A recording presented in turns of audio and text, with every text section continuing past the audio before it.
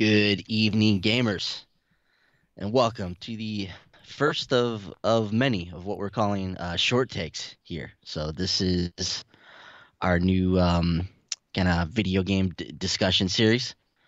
So I'm Ben. That's Brent. You know who we are. We're here on behalf of Short Pause. www.shortpause.com is the website. Make sure if you like what we do here, you subscribe to the channel, hit the bell so you always know when we go live. Definitely hop in here in the comments section. Share your thoughts and opinions. We love hearing from you guys. We love talking to you guys. So we mentioned when we were speaking about the podcast few weeks back that one of the things we're looking to do as we retool the podcast is bring you kind of in the moment discussions on the breaking news stories and things that are happening around the industry. It's kind of our way of being more proactive with the things that are happening and less reactive. So as opposed to waiting to the end of the week and waiting for the news stories to pile up and then kind of delving into them one by one, you know, we thought it'd be cool if, hey, let's tackle this stuff in the moment. Let's get out there. Let's get ahead of the curve. Let's be a part of the conversation instead of a side note to it. So, Brent, how you doing, man? Good, buddy. How you doing today? Good. So, this is our first stab at this kind of in the moment video discussion series, and I can't think of a better topic than Castlevania Symphony of the Night finally coming to the PlayStation 4.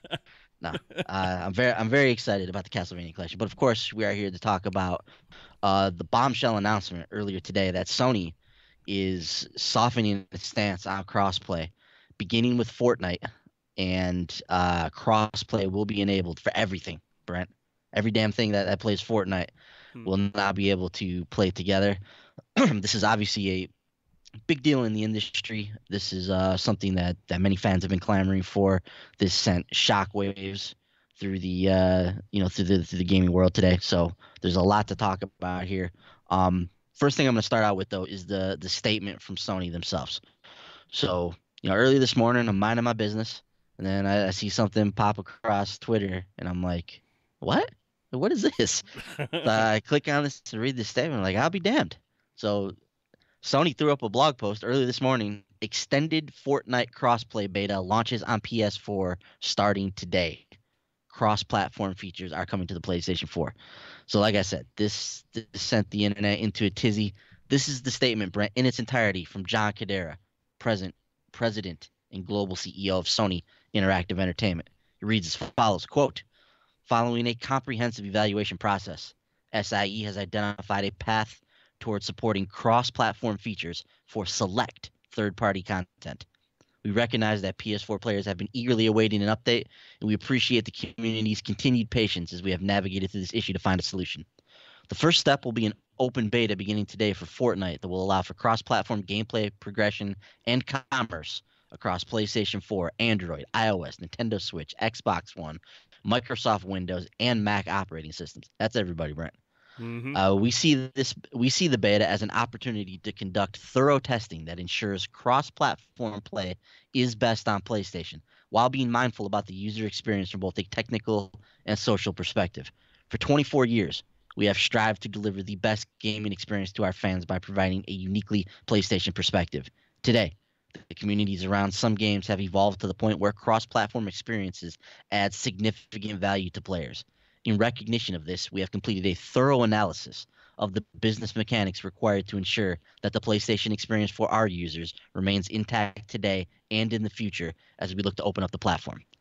This represents a major policy change for SIE, and we are now in the planning process across the organization to support this change. We will update the community once we have more details to share, including more specifics regarding the beta timeframe and what this means for other titles going forward. In the meantime, please stay tuned for more information via PlayStation blog and social channels, including Twitter, Facebook, and Instagram. End quote. Brent, there's a lot of stuff in there. This is a loaded statement. But let me get your thoughts, dude. So it's 9 in the morning, around there. Sony puts this thing out, and everybody goes crazy. What are you thinking right now? Initial reaction was shocked. I was of the belief, we've talked about this multiple times on the podcast. that I just didn't. I don't see the. I mean, I understand why crossplay is appealing to people, but Mhm. for the most part, though, it's not a feature that was like something I was like, I need to have this. I need to have cross-platform play and whatnot. But there was one area that I thought needed to be addressed, and that was the cross-platform progression. Whereas Fortnite, if you log into Fortnite, everything that you've purchased would be available on all platforms, regardless of what platform you originally played on. You'd be able to work on your character regardless of the platform. And I thought that was something that Sony definitely had to address, and I really thought that would be the extent of it. That would be Mhm. the most that Sony would do is find a way to allow people to go in and earn their stuff on whatever platform, and it would carry across all platforms. That I was like, and I think that would have been the most significant thing they had to fix. That was the one thing they had to do for sure. But Mhm. the fact is that now they've gone ahead and just reversed. I mean, 180 on everything. And effective immediately, Fortnite has entered a beta phase, so to speak, where everyone, if you're playing on PlayStation 4, you'll be playing with Xbox One, Nintendo Switch, and like you mentioned, Android phones, Macs, everybody can play everybody now in Fortnite, and that is just something I was not expecting at all. I mean, and that's unprecedented. I mean, we really thought, from the way Sony had been talking about it up until now, that we were like, there's no way they're going to fold on this. There's no Mhm. way. And I Mhm. like how in the in the statement how it says, following a comprehensive evaluation process. You mean a lot of people not happy and bitching about it. So that's where that came from. But I just thought, initial reaction, I was really shocked that they reversed on this. But at the same time, there was I mean, you and I are obviously in the minority on this. It's not a feature that we're like terribly excited about or we feel we need. But there were a lot of people out there. This was a big topic of discussion. There was a lot of push for it, and clearly Sony, with the Fortnite being out there, Fortnite kind of getting the rubs. Even Bethesda had a couple of comments about this. I mean, you had Mhm. big publishers kind of voicing their opinions about it, and I think at that point, along with all the gamers that really wanted this, I think Sony. I think they finally heard the voice and were like, you know what, we got to make a change. And you and I talked about this earlier today. This isn't something typically that's done by a Japanese company. Usually Mhm. they're very stern in their ways. They're very set in their ways. And they're not going to budge. But this is unprecedented, dude. Yeah, and that's I agree with you 100%, man, and that's the point I was gonna make. Like you mentioned, we were talking earlier, and the fact that I obviously I don't have any insider knowledge of how Japanese companies work, Mm-hmm. specifically in the video game industry or otherwise for that matter. But just as an outsider looking in from a Westerner's perspective, so to speak, Japanese companies, they seem very quirky. They seem very Mm-hmm. set in their ways. They have a certain system and way that they like to do their business, and they don't seem to like to deviate from that very much, or Mm-hmm. even even entertain like the idea of doing things differently. And we can just look no further than Nintendo. They're a very quirky company in the things that they do. We look at some of their online strategies and we scratch our heads. And to them, they're doing everything that the way that they want to do it, and they're kind of marching to the beat of their own drummer. You see what Konami does, and you hear like these stories about these higher up executives as they get on in their career and they retire. They just retire to an office in a corner of the building, with a window view, and they just kind of hang out there until it's time for them to retire. And they just have different ways that they do things, and Sony is no different. Now, well, Sony is a little bit different because I think they have this huge global reach in a number of different areas outside of just video games. So Mm-hmm. they do have a very large Western presence because of that. But at its heart, they're still a Japanese company, and they still have certain ways that they do things. And to me, this is this is a testament to, because I'm with you 100%. I was shocked when I read this. I thought for sure, at least this generation, like I thought for sure this was not going to be something they were going to budge on at all. Mm-hmm. Like they've you know various executives have gotten in front of microphones or in front of statements and said a number of different things, but it all kind of boiled down to, hey, we're the industry leader right now. We don't really feel that we need to do this. That was kind of like the overarching theme behind Hmm. a number of statements from a number of different people.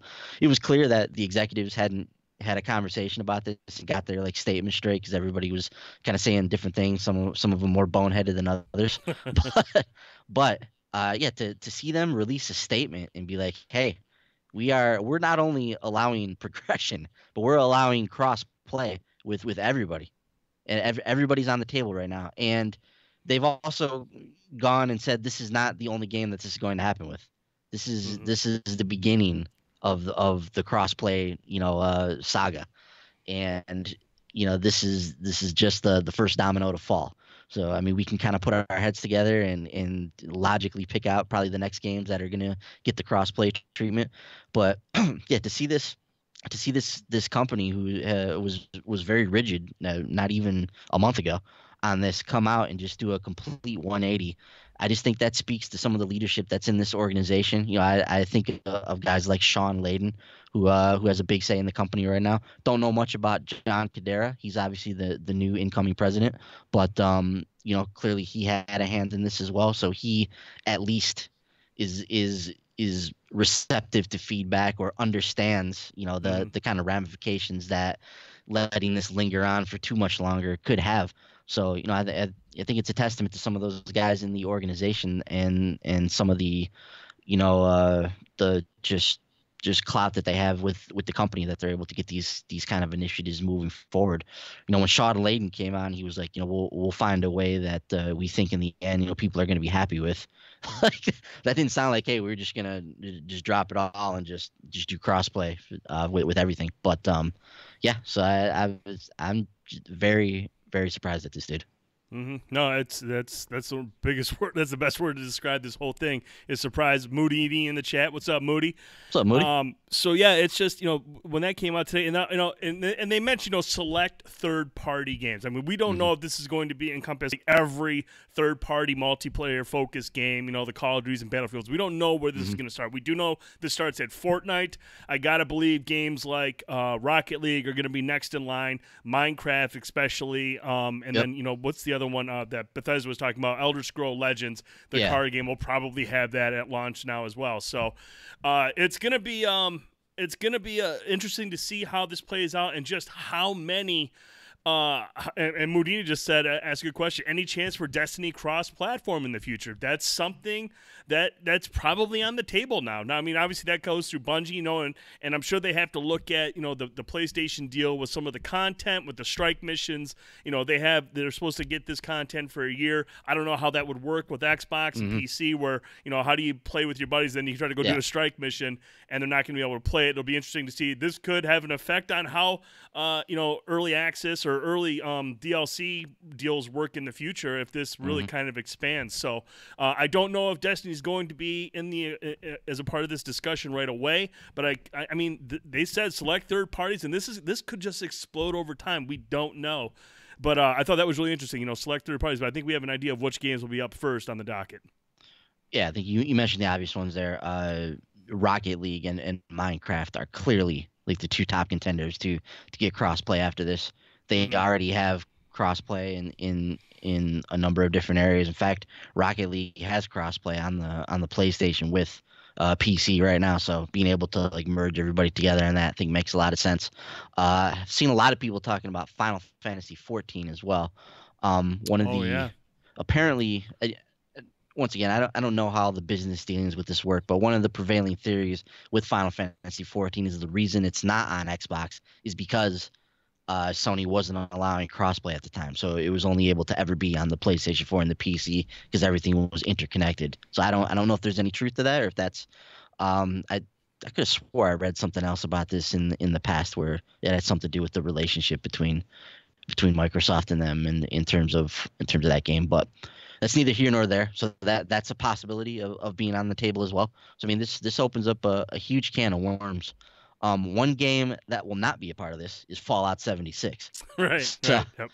so we got an article from GameSpot here.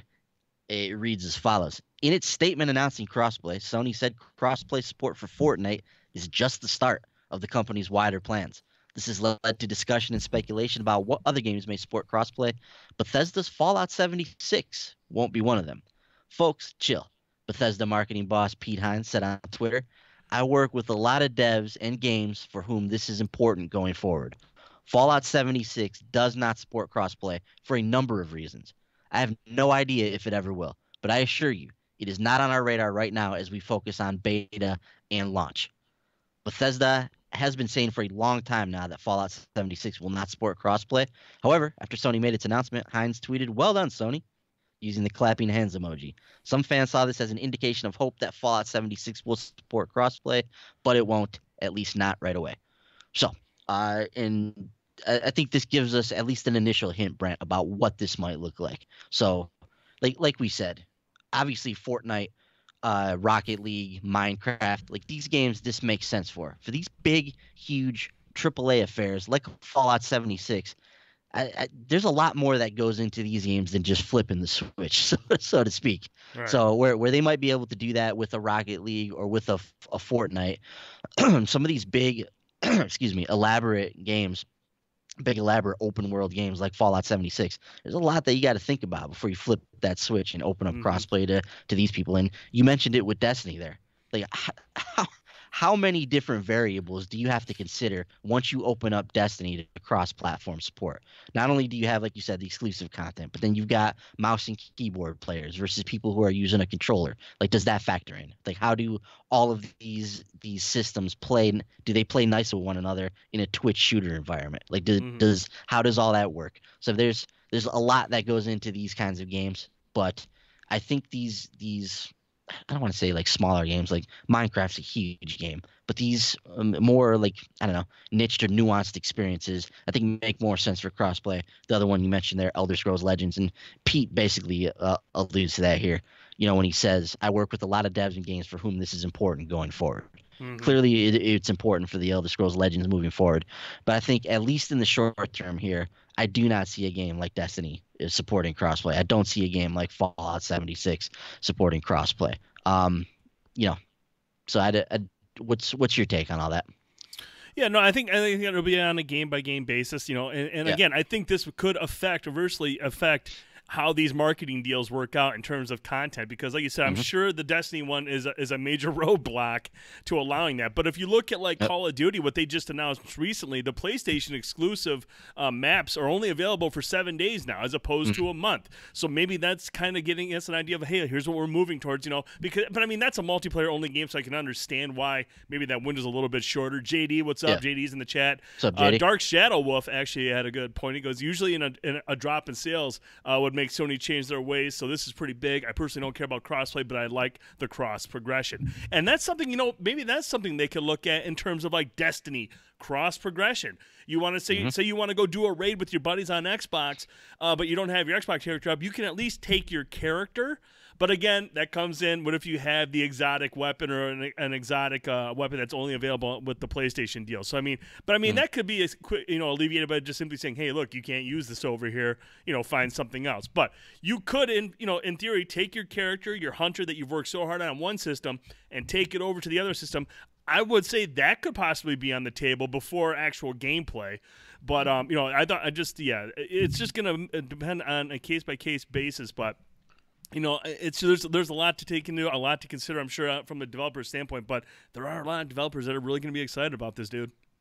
And and some of the language in this statement, Brent, you know, when Kadera says, in recognition of this, we have completed a thorough analysis of the business mechanics required to ensure that the PlayStation experience for our users remains intact today and in the future as we look to open up the platform. As we look to open up the platform. That is a statement, hell, yesterday I would not have expected to come out of Sony's mouth. Definitely not a week ago. Sure as hell not a month ago. But as we sit here today, John Kadera just released a statement that says, as we look to open up the platform. Clearly, something is changing over there. Something in the water has shifted significantly. But this could legitimately be an industry paradigm shift, Brent. And, you know, whereas, you know, like you said, we've talked about in the past, this isn't a huge deal to us. You know, we could take or left crossplay. I don't play Fortnite, so I don't care if my account moves one way or another. But a lot of people do play Fortnite, and a lot of people do care, and there's a lot of people that are excited about this. So whether or not this was something that people are legitimately going to use, or if this was just kind of something that we needed to check off the list, that remains to be seen. But the implications of this are far-reaching, Mm-hmm. and like we've talked about some of the stuff here. Like it could change the way you make deals with these platforms in the future. It could change the way that people buy systems. Like, do Mm-hmm. you like if no longer the driving force is whether or not your friends have the game on their system, like what does that console market look like in the future? And Mm-hmm. to be honest with you, that was never how I bought systems prior to this generation. Like Mm-hmm. I was just like, all right, which system's got the games that I like which Right. this has the franchises I like. I'm gonna go buy this system. But Mm-hmm. now when you get into stuff like these games as a service, and you start playing stuff like Destiny and the Division, and even stuff like Final Fantasy 14, you're like, all right, well, where are my friends at? Like, I want to get that system so I can play Destiny with my friends. But if Mm-hmm. you take that out of the equation, like you said, what does that look like? And my mind goes even further down the line with something like this. Like when you open up crossplay and you open up this can of worms, and all of the systems and the entirety of the video gaming ecosystem is all on the same playing field. Like, this just leads me to the idea that's been bandied about with this one console future. Like this Yeah. one set top box, or this one platform where everybody's making games for this one device, and everybody consumes it via whatever box that they want to buy. So whether Mm-hmm. it's built into their TV, whether it's an Apple TV that they buy separately and play their games through, whatever the case may be, this gets us, to me, one step closer to that. Maybe it's an inevitable future where everybody from Sony to Microsoft to Nintendo to Konami to Capcom to whoever, they're all just making games for the same community of people. And whether you consume that game on your TV, or you're streaming it, or whatever the case may be, like whatever this digital future holds, that we see Eve and Ubisoft talking about all the time, and we Mm-hmm. see Microsoft alluding to with some of the rumors about their next project. So to me, that's where my mind ultimately goes with this, Brent. The wheels start turning on what does this mean for not just the here and now, but what does the future of gaming look like in a world where there are no barriers to our online gaming experiences. Mm-hmm. And you talk about that, about the one box, to rule them all. You'll have one Uh, box, but I mean, if you ever listen to these publishers, Sony, Microsoft, Nintendo, they always talk about they make their money on software. mhm. That's where they make their money. It's not the hardware; it's the software. So imagine if there is a box down the line, all Nintendo, Sony, Microsoft have to do is worry about making games. You Mhm. make a bunch of games and everyone can play it on one console. I mean, that could be the future. That could be it. But I want to come back a little bit to what you talked about. How how this could affect next gen when these new consoles start to roll out in 2020 or whenever these are slated to come out. It does effectively remove that one barrier, depending on how far reach this goes. If this really hits a lot of third-party stuff, multiplayer-focused games specifically, Call of Duties, Battlefields, Destinies, Destiny 3 or whatever down the line, it makes you wonder though, because it does fundamentally remove the what system is Jacob's in the chat? What system is Jacob getting is Jacob getting this game on? I don't have to worry about that now. But what's going to come into play now is it is going to depend on the quality of the exclusives. Hey, look, yeah, all my buddies I can play all these multiplayer games, but hey, look, I really like Gears of War. So I'm probably gonna go for an Xbox, or I really like God of War. I might go for a PlayStation. All of a sudden, the exclusive titles are going to be a bigger point, a bigger part of the equation. Also, pricing on the systems. Do the publishers like Sony and Microsoft, do they make a beefy system and then lower the cost or the price of it just so they can try to make it more appealing? Because it doesn't matter what system you play on, but which one's going to be cheaper. I think Mhm. that's going to be. And then lastly, features of the system. Are they user friendly? Are they super intuitive? Is there a lot of cool features? I mean, this puts a lot of onus on Microsoft and Nintendo and Sony to make their next systems very, very appealing, because you've eliminated basically the one thing that I know a lot of people buy their systems for is what systems are my friends playing on. Now it doesn't matter. Mhm. And once again, we don't know like how far reaching this is going to be. I'd imagine this generation for sure, as we wind down the last few years of this one, I don't this will be a onesie twosie kind of thing for Mm-hmm. a few games here and there. But we don't know what this means for the future. Like you said, like when we get to next generation, is this just an open platform? Mm-hmm. I mean, Sony literally used the phrase "open up the platform." So that to me was the most shocking part of this statement when they said that, because they've been so vehemently against this for Mm-hmm. the last however many months we've been talking about this. So it's just it's crazy, man. And you mentioned the exclusives, and I wonder if when Sony's drawing this up on the board, like they get to that point when they're talking about exclusives and just a light bulb goes off and they're like, wait a minute, like who is in a better position to hammer home the value of our exclusives than us? Like look at the incredible lineup of developers and worldwide studios and the games that are being pumped out for the PlayStation 4 from a first party perspective. You can go and you can stack that up against any first party lineup out there, and Mm-hmm. they're going to be sitting real pretty. So if they go to the drawing board and they're talking about the pros and cons of this, and one of the things they come to when they open up the platform, they're like, look, this is going to put the onus even more on our exclusives. They Mm-hmm. can actually shine the spotlight even more on their exclusives and how awesome that lineup is and how appealing that's going to be to somebody when they look at this and they're like, all right, well, if I can play this these games with any of my friends on any system, Mm-hmm. let me get this system with the kick-ass first-party lineup. Yep. You know, like they can hang their hats on that more than anybody else. So I, I don't think it's out of the realm of possibility to say that could have come up during their discussions when they're talking about this. Mm-hmm. Oh yeah, I mean that had to be a part of the discussion. I mean, there was they were deeply concerned about opening up the platform for crossplay. They wanted to make it PlayStation ecosystem is completely PlayStation, and that's it. This is where you play for your PlayStation games. But to make this decision to open things up, I mean, I'm sure there's risks that come into play, and I'm sure there's Oh yeah, concerns about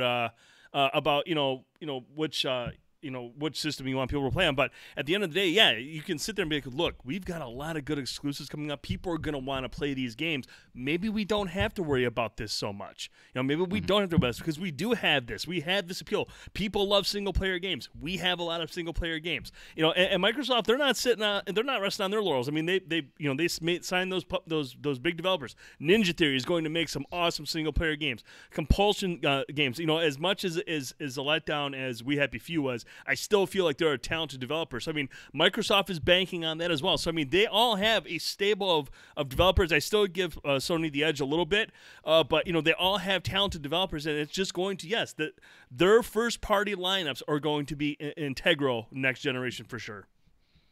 yeah. So it's gonna be just really really interesting to see where things go from here, Brent. I mean, in the short term, are we in agreement that this is maybe like 3 or 4 games that ultimately take advantage of this, and that's probably the extent of it for the time being?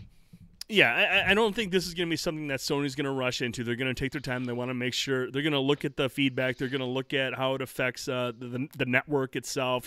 This is going hmm to be a slow process, but yeah, I think like the Rocket League will be next, and Minecraft will definitely be next. And then I wouldn't be surprised if you see something like Elder Scrolls Online, hmm not just Elder Scrolls Legend, but Elder Scrolls Online, because that's on all those platforms, and you could easily play with your friends in that regard. So yeah, I think it's going to be a slow crawl. It's not going to be something they're going to just say, hey, look, here's Call of Duty and Division 2 and all that stuff. I hmm mean, I'm sure some of those discussions are taking place right now that Sony has opened it up. I mean, now that all the platforms are being available, I'm sure that's part of the discussion. But yeah, I don't think this will be something that you'll see just a bum rush of games, but I think it's going to be a slow process. But I do think it's going to gradually escalate more and more the closer we get to next gen. Yeah, and like John Cadera mentions in this statement here, like this is not a small deal, Mm-mm. especially for Sony. This is a quote unquote, as he says, a major policy change, and it requires planning from all aspects of the organization. So Mm-hmm. when you enact something like this from the top down, from the developers to the executives and everybody in between, like this affects everybody, and this is a big time change for this company, and it could be a big time change for the industry if all three of the major players in the video game industry are all playing nice together and are all interconnected. Like, what does that mean? Mm-hmm. When you think of something like trophies. Hmm. or achievements. Like how does all that stuff interact with each other as well? So I mean, there's a lot of stuff that goes into this, and a lot of variables that we probably don't even realize that you have to think about when you make a move like this for a company, like I said, that was vehemently opposed to this just a few weeks ago. So for Hmm. them to have to make the 180 shift, I know that there's a lot going on over there, and um, you know, you gotta you definitely gotta give them credit um for making this change. Hmm. This is what the fans wanted. Like people made a big enough deal about this, and they eventually saw the light, so to speak. So it wasn't always pretty to get to this point. There's a lot of stupid statements along the way, and some some dumb stuff that we had to wade through. But at the end of the day, we're here right now, and just got to kind of strap in our seatbelt, see where things progress, man. And I think the funniest thing about it is, we've heard from the developers like, it's just the flip of a switch. We can make it happen. And shortly after that press release went out on the blog, a guy on Twitter posted these pictures, and on the left you can see he's got the Xbox character with the prompts on his Xbox One, and then the screen on the right is his PlayStation 4. And you can see both those characters are in the lobbies. You can see the button prompt. So, I mean, it was almost instantaneous. It is just Hmm. as simple as flipping a switch, and cross-play is enabled in Fortnite. So, pretty impressive. It makes you wonder how much – it does make you wonder how much easier is it for other games to do that. And Hmm. we're going to find out, over the next coming months and years. So, it's going to be really interesting to see how it plays out. I mean, we've actually seen. I think it was Fortnite that had crossplay going Yes. for a few hours at one point. Yep. It literally was, oops, we hit that switch. Let's turn that back off. And it's I think the Rocket League developers, and pretty much they've said in the past, it's just flipping the switch and they're ready to go for it as well. So I imagine that one's going to be very quick to be on the crossplay wagon as well. One Hmm. other thing I do want to note here, Brent, from the Fortnite Twitter account, they tweeted this out earlier. But for players who created an extra account to play Fortnite on multiple console platforms, we're working on two things. One, an account merging feature to combine Battle Royale purchases coming Hmm. in November, and two, enabling unlinking a console from one Fortnite account and relinking to another Fortnite account. That's coming in a few days. So shout out to Fortnite as well for getting in front of this and fixing a couple of these things that are going to be an issues for a few people, but they're on top of it. And the other thing, and one of the other things people are talking about with regards to this is season 6 of Fortnite starts tomorrow. So Oh, boy. so Sony's obviously timed this, I think, to coincide with that. Like, look, you guys can get Fortnite on the PlayStation 4. You don't have to worry about that anymore. Season 6 starts tomorrow. Come one, come all. Play Fortnite on the PlayStation, and go play it on your Switch, your Xbox, whatever. But hey, you can play here with us without any ramifications moving forward. So clearly that was a well timed announcement on their part as well. Indeed. Indeed. So Brent, I think that's gonna about do it, man. Anything else you want to get off your chest here? No, man. Like I said, it was just kind of a shocking turn of events. Yep. I expected one thing, and we got a completely other. And shout out to the gaming community in general. I mean, you guys spoke up. I mean, it was. There were a lot of people talking about this. You and I were in the minority. It wasn't a big feature that we desperately needed or even cared about. But this shows what happens when you voice your opinion, and as a whole, as a group, and it shows that these publishers do listen, no matter how steadfast they are in their ways and how stubborn they can be. If you all step up and voice your opinion, they are listening, and you can make change happen. So, shout out to the gaming community for making, because they played a factor in this. I understand. We saw in John's message, after careful consideration with this and that. Basically, you guys made enough noise and they heard you. So good, kudos to the gaming community. And this is not something new. Like being able to affect change through your voice is not something new in Mm-hmm. gaming. And I do think that obviously there was a lot that Sony had to think about in order to do this, but like being able to voice your opinion and try to incite change, like this is not like a revelatory thing. Like Mm-hmm. we've watched it happen for the past year with Destiny. We talk about it every single week. The community Mm-hmm. feedback shaping that experience and getting us to the point that we have now in Forsaken. The hell, the entire the PlayStation 4 life cycle has basically been a rebuttal to the feedback they received during the PlayStation 3 era. Mm-hmm. So the creation of that system and the gamers first and all that kind of stuff, that was a direct result of the player feedback. The Mm-hmm. Microsoft with the Xbox One, when they came out and they were like, "Hey, this thing's all digital and the family sharing and all that," people were like, "Hell no, get that out of here. We want some discs." So, all right, cool. We hear you guys loud and clear. Here's a system that's more traditional than the one we were originally planning to put out. Mm-hmm. And that's kind of continued through this generation with we don't use the Connect. We don't care about the Connect. Cool. Let's remove that from the system. Save you guys $100. We'll move away from this motion stuff that clearly you guys don't care about anymore. You guys Mm-hmm. talk about you want backwards compatibility. Cool. Here you go. So I mean, it's a lot of the stuff that's happened in the industry over the last however many years is a result of people voicing their opinions and inciting change from their favorite developer, their favorite publisher, whatever the case may be. So the moral of the story is you do have a voice. You are a consumer. You are the person that spends money that keeps these businesses going. At the end of the day, we say it all the time, Brent. Video Mm-hmm. games are an industry. They are a business. At the end of the day, people are trying to make money and live their lives and have careers and yes, being able to create like awesome content that's fun that people can experience is a wonderful perk of the job. But at the end of the day, it's about being profitable as a business just as much as it is about creating great art. So Mm-hmm. you do have a voice. Get out there, keep making it being heard. I mean, we see it with Star Wars, with Battlefront.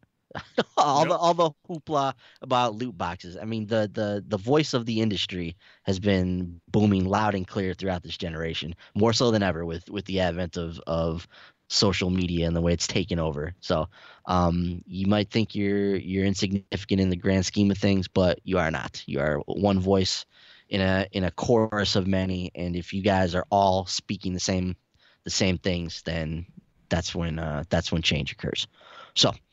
Brent, that is going to do it for us. Thanks to everybody who stopped by in the chat, watched the video. Like we mentioned, this is something that we're going to try to do as often as possible, as often as a story comes up that we feel like we have some things to talk about, some things to discuss. But we want to get out. We want to be a part of the conversation. We don't want to be a footnote to it. So be on the lookout for more and more of these short takes as we get out here and react to the news as it happens across the industry and as whatever happenings are transpiring on a day-to-day basis. We'll be out Mm-hmm. here, we'll be talking about it, we'll be discussing it, and we hope you guys enjoy this stuff. So Ben Piccolo 930, that's Brent the dude 1979. Make sure you follow us if you want to for some strange reason. More so, follow at the short pause. That's how you can follow everything that we do here. Please subscribe to the channel. Hit the like button if you like what we do here. Hit the bell so you know when we go live. All that fun stuff. Other than that, that is going to do it for us this evening. Brent, Make sure if you're watching on video on demand, if you want to voice your opinion on this, we want to get your thoughts as well, sound off in the comments below or hit us up with an email, podcast@shortpause.com. We want to get your thoughts on today's events. This is a big story. This is a big thing for gaming. It'll be really, really interesting to see how it plays out, but we want to get your thoughts. Shout outs again to Rick in the chat, Dark Shadow Wolf, Jacob. We had Trevor stop in. We had just multiple people stopping in. We really appreciate you guys and girls stopping by. If you're watching on demand, make sure you sound off in the comments. We want to get your thoughts on today's events. Boys, take us home, buddy. yes, thank you, everybody. We appreciate it. We'll be back tomorrow night with a brand new episode of Tower Talk. If you are a Destiny fan, please come see us then. We'll have lots of fun stuff to talk about on the show.